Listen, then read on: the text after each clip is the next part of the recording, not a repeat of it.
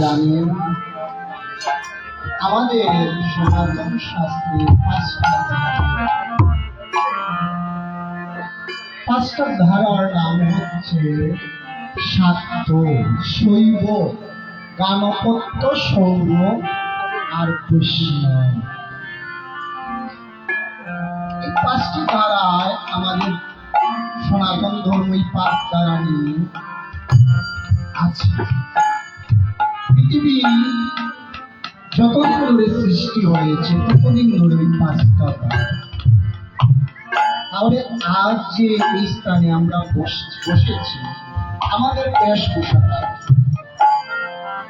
মালা, তিলক। আপনি সেবাসঙ্গনে যে বসবেন, আপনার সেই ভাবটান কি আপনার অঙ্গের ভূষণ হচ্ছে মালা এবং তিলক। দেখবেন আমাদের এই গ্রামে বা অন্য গ্রামে যদি আমরা যাই,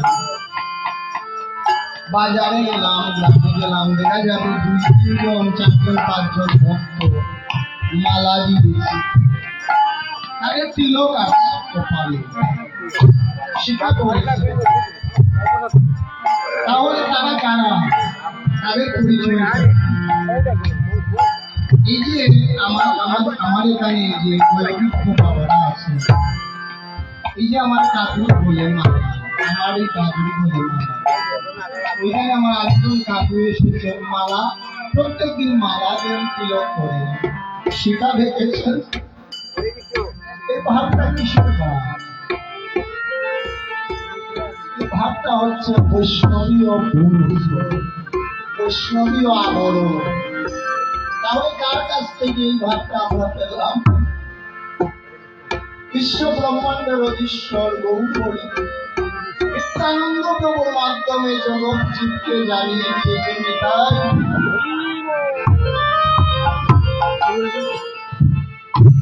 প্রত্যেক বৎসর জগন্নাথের রথ মহাপ্রভু থাকবে। জগন্নাথের রথে নিত্যানন্দ প্রভু একটি বৎসর মহাপ্রভুকে দেখেন না। 1 বৎসর, প্রতি বৎসর আসলে 1 বৎসর হয় না, 1 বৎসর মহাপ্রভু দিলেন। নিত্যানন্দ প্রভুর মনের মধ্যে ধৈর্য আর নেই, আমি একটি বছর আমার প্রভুকে দেখতে পারি নাই, আগামী বৎসর যখন রথ আসবে আমি রথে গিয়ে গৌর হরিকে স্মরণ করব।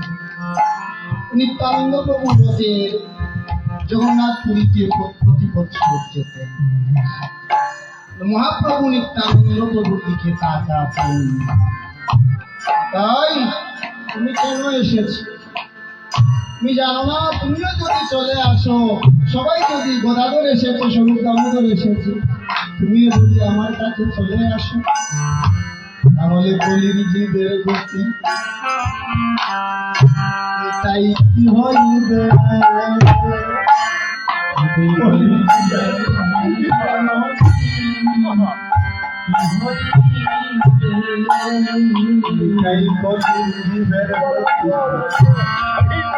কি হইবে?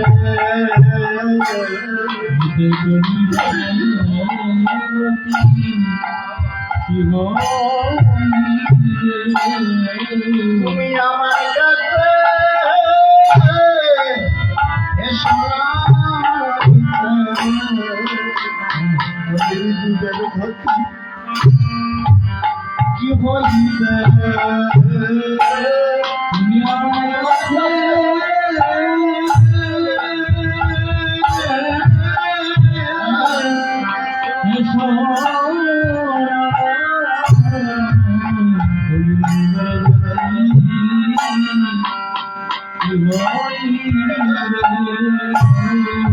নিত্যানন্দ মহাপ্রভুকে জড়িয়ে ধরে মহাপ্রভু গো,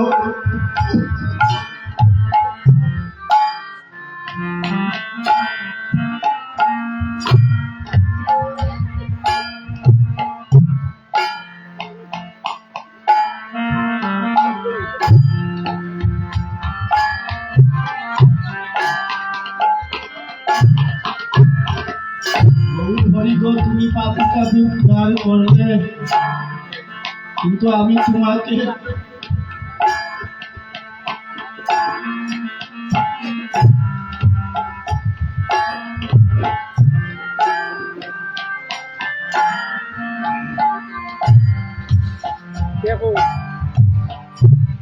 তোমাকে বৎসরে একবার দর্শন করার জন্য আসি, কিন্তু তুমি আমাকে তোমার বদনখানা আমার দিকে তাকিয়ে আমাকে দেখা দিচ্ছ না। বুঝতে পারছি মহাপ্রভু, আমায় সঙ্গ ছাড়া তুমি করে দিয়েছ, আমার সঙ্গ ছাড়া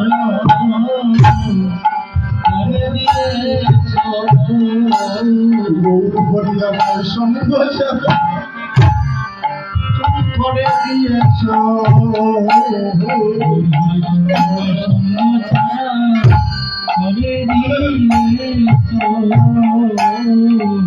শুনো শুনো আমার প্রাণের কাকু, আমার সঙ্গ ছাড়া বুঝি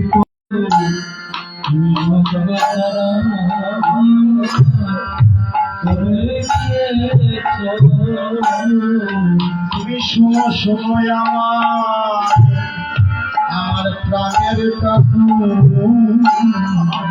আমার সঙ্গ ছাড়া করে দিয়েছ, শুনো শুনো আমার সঙ্গ ছাড়া করে দিয়েছ,